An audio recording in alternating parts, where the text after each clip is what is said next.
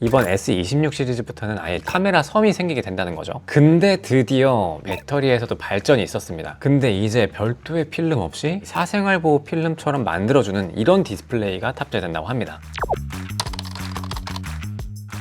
여러분, 이제 갤럭시 S26 시리즈가 곧 나온다 만다 이런 루머들이 많잖아요. 그래서 지금 S25를 사야 된다, 막 26을 기다려도 된다, 이런 파로 나뉘고 있는데, 이 스마트폰이라는 게 한 번 사면은 보통은 2년에서 요즘엔 좀 길어져서 3년 정도 이렇게 쓰잖아요. 근데 또 내가 샀는데 그게 엉망인 시리즈다, 이런 얘기 들으면 또 살 마음이 딱 떨어지니까, 그래서 오늘은 어떤 루머들이 나왔는지, 그 어느 출처를 통해서 나왔는지 이런 것들을 좀 정리를 해드리고, 그리고 그게 실생활에서 얼마나 체감이 될지 이런 것들을 한번 정리해드리는 시간 가져볼게요. 일단 첫 번째로 가장 큰 변은 디자인이에요. 사실 보통 루머가 나올 때 보면은 디자인 같은 경우에는 한 달, 두 달 남은 시점에서는 거의 변화가 없거든요. 웬만큼 뭐 목업이랑 비슷하다 이렇게 생각하시면 됩니다. 특히 이전작에 울트라를 쓰셨던 분들이라면 정말 성능은 좋은데 모서리 부분이 좀 날카로워서 조금 부담스러웠다, 그런 분들이 있을 수 있어요. 케이스 없이 쓰기에는 이 그립감에서 호불호가 조금 있을 수 있었다. 근데 이번에 S26 시리즈는 조금 다릅니다. 원래는 기본이랑 플러스가 모양이 좀 비슷하고 울트라는 약간 각진 디자인 요랬었는데, 이제 울트라도 둥근 디자인이 되면서 이 하나의 패밀리 룩을 가져가게 됐죠. 아이스 유니버스랑 온리스크, 여기에 유출 정보에 따르면 이번 시리즈의 전 모델 후면 카메라는 아일랜드 형태로 통일된다고 합니다. 기존에는 이제 올리브 링이라고 해서 카메라를 보호해주는 외부의 테두리, 요게 따로 있었는데, 이번 S26 시리즈부터는 아예 디자인 섬, 이 카메라 섬이 생기게 된다는 거죠. 그리고 그 위에 렌즈가 올라가는 더블 카툭티, 이런 형태로 될 거라 합니다. 그게 바로 이런 폴드 시리즈랑 비슷한 건데, 이렇게 한 번 카메라 섬이 올라온 다음에 한 번 더 카메라가 올라가는 형식, 이렇게 될 게 가장 유력해 보여요. 또 호불호가 갈렸던 것 중에 하나인데, 이 올리브링 요것도 사라진다고 하니까 이게 마음에 안 들었다 하시는 분들은 아마 디자인적으로는 만족도가 높지 않을까 싶어요. 또 S26 기본형의 두께가 6.9mm까지 얇아진다고 합니다. 요즘에 이 삼성에서 얇은 폰 요걸 너무 잘 내고 있는데, 이런 건 정말 박수를 쳐야 마땅하죠. 근데 다만 디자인에서 약간 안 좋은 소식도 조금 들려오는데, 색상 관련 루머에서 티타늄이 아니라 알루미늄으로 다시 돌아온다, 이런 말이 좀 있거든요. 근데 아무래도 이런 거는 대부분 근거가 이따가도 이야기하겠지만 가격적인 측면을 좀 방어하기 위함이 아닌가, 이런 예상이 좀 많이 유력하더라고요. 그리고 두 번째로는 바로 카메라예요. 아이스 유니버스의 데이터랑 외신 보도를 종합하면 S26 울트라의 조리개 값이 f1.4까지 밝아진다고 합니다. 이 f값이라는 거는 낮을수록 더 많은 빛을 받아들일 수 있다, 그러니까 더 밝게 찍을 수 있다, 이런 이야기인데, 카메라는 이 빛을 더 많이 받아들일수록 훨씬 더 화질에 유리하거든요. f1.7에서 f1.4로 더 늘어나는 거니까 확실히 이거는 뭐 야간 저조도 성능이라던가 아니면 셔터 스피드 이런 측면에서 조금 더 유리할 수가 있다, 좀 기대해 볼 만하다, 이렇게 생각할 수가 있겠죠. 또 5배 망원 카메라도 f3.4에서 f2.9로 더 넓어져서 야간에 줌을 당겼을 때, 이럴 때 성능도 조금 더 기대해 볼 수 있을 것 같아요. 하지만 울트라라고 하더라도 모든 카메라가 다 좋아진 건 아니에요. 3배 망원 카메라의 경우에는 오히려 센서의 크기가 더 작아질 거라는 루머도 들려오고 있습니다. 3배 줌을 좀 많이 안 쓰나 보네요. 아예 막 2배 줌까지만 사용한다던가 아예 5배 이상 완전 망원으로 간다던가, 이런 사용성이 더 많이 보이는 건지, 그 중간층의 3배 망원 요거를 조금 너프시킨다는 게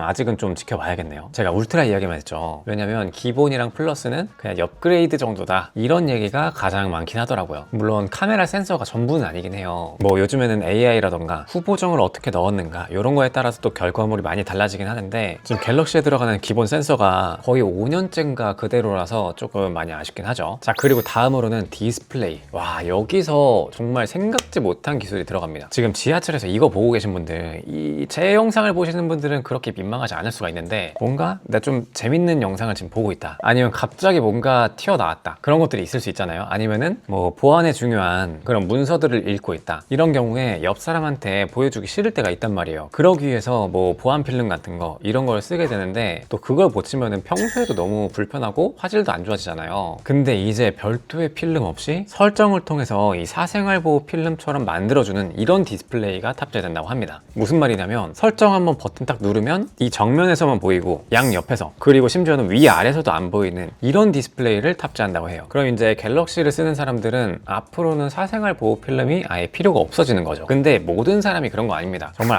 아쉽게도 이거는 울트라에만 들어갈 확률이 가장 높다고 해요. 와, 진짜 끝나누기를 뭐 가격 차이 때문에 한다라고 치지만 조금 많이 차이를 둔다라는 생각이 좀 듭니다. 자, 그리고 다음으로는 배터리랑 충전에 대한 이야기인데요. 사실 지금 몇 년 동안 삼성은 배터리에서의 발전은 있지가 않았죠. 물론 전성비 개선을 통해서 배터리 타임을 늘리긴 했지만 배터리 용량을 비약적으로 증가시키거나 아니면 충전 속도를 좀 많이 높여주거나 그런 거에서는 많이 보수적이었어요. 물론 대부분의 분들은 약간 이유를 알고 있을 거예요. 노트 시리즈 때 그 폭발했던 거, 아마 그것 때문에 배터리에 있어서는 좀 많이 보수적으로 접근하는 거 아닐까 싶어요. 근데 드디어 이 배터리에서도 발전이 있었습니다. 이 울트라에서는 기본 충전 속도가 45W에서 60W로 늘어난다고 합니다. 중국 3C 인증 데이터랑 안드로이드 어소리티 보도에 따르면 드디어 45W에서 60W로 상향된다고 합니다. 약간 고속도로에서 차선을 3차선에서 4차로로 늘린 느낌이라서 이 충전 속도에서 굉장히 좀 기대감을 가져갈 수가 있겠죠. 물론 이 60W라는 게 완전 처음부터 끝까지 60W 지속된다 이런 건 아니겠지만 그래도 필요한 순간에 훨씬 더 빠른 충전 속도로 지원할 수 있다는 거, 이것만으로도 좀 체감이 꽤나 되지 않을까? 이렇게 좀 기대가 돼요. 근데 이것뿐만이 아닌데요, 드디어 요거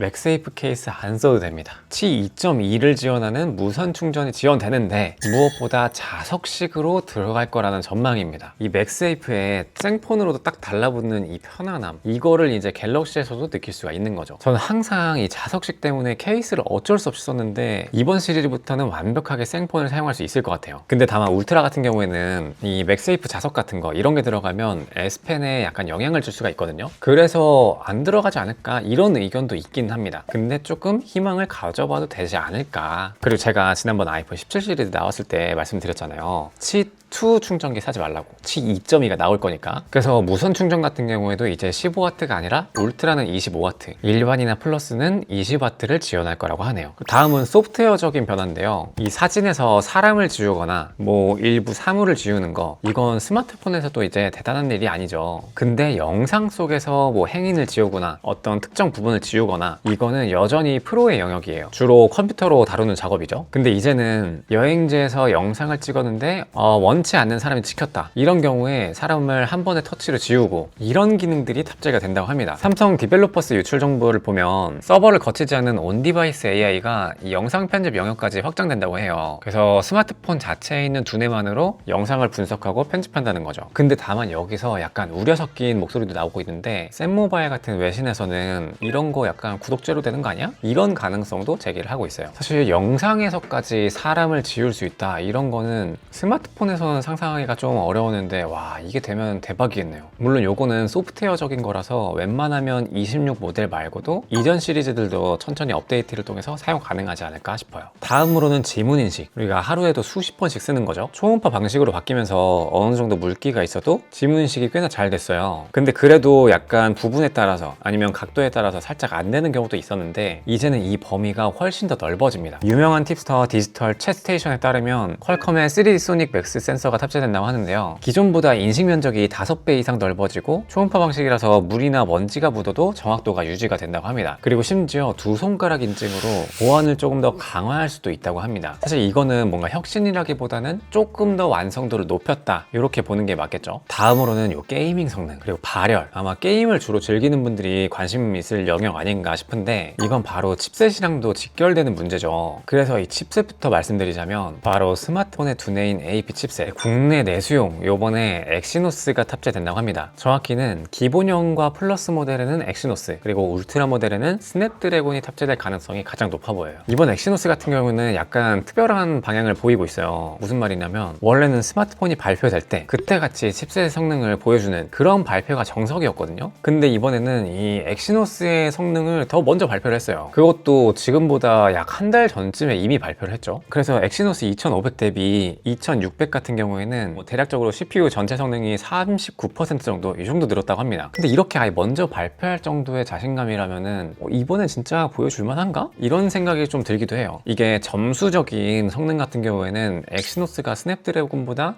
앞서 있는 경우가 꽤나 있었거든요. 근데 실제 성능, 그러니까 우리가 체감하는 성능에서는 사실 스냅드래곤이 보통 더 좋았어요. 근데 이게 행보가 다르다 보니까 이번에 한번 또 속아봐? 약간 이런 생각이 들 수도 있겠다. 근데 또 여기서 약간 생각이 드는 게 아니 그럴 거면 울트라는 왜 스냅드래곤이야? 이런 생각도 들긴 하는 거죠. 사실 이 엑시노스 2600이라는 게 2나노 공정이 최초로 들어갔다고 합니다. 몇 나노 숫자 같은 경우에는 낮으면 낮을수록 더 촘촘하게 박을 수 있어서 칩셋 성능 자체는 굉장히 좋은 거거든요. 마치 우리가 물컵 채우기가 이게 성능이다 라고 치면은 큰 돌멩이로 채우는 것보다 작은 모래알로 채우는 게 더 꽉 채울 수가 있잖아요. 그런 거로 생각하시면 됩니다. 근데 다만 엑시노스에서의 2나노 공정이 TSMC에서 개발하는 3나노 요런 거랑 그냥 맞먹는다 요런 말이 좀 들려와가지고 이거는 뭐 실제로 나와봐야 알 것 같아요. 사실 이 퀄컴에서 이 칩셋 가격을 굉장히 높여가고 있기 때문에 엑시노스 개발이 좀 잘 됐으면 좋겠다 이런 생각이 들면서도 약간 엑시노스가 들어간 거를 내가 또 산다 라고 치면은 약간 아직은 찝찝한 인상이 좀 있는 건 사실이에요. 진짜 삼성은 이번에야말로 뭔가 점수적인 걸로 어필하는 게 아니라 실사용 최적화로 증명을 해야 할 타이밍이라고 생각을 합니다. 만약 이번에도 뭐 발열이라던가 성능 같은 게 또 안 좋게 나온다 그러면은 퀄컴의 늪을 빠져나가기가 쉽지가 않을 것 같아요.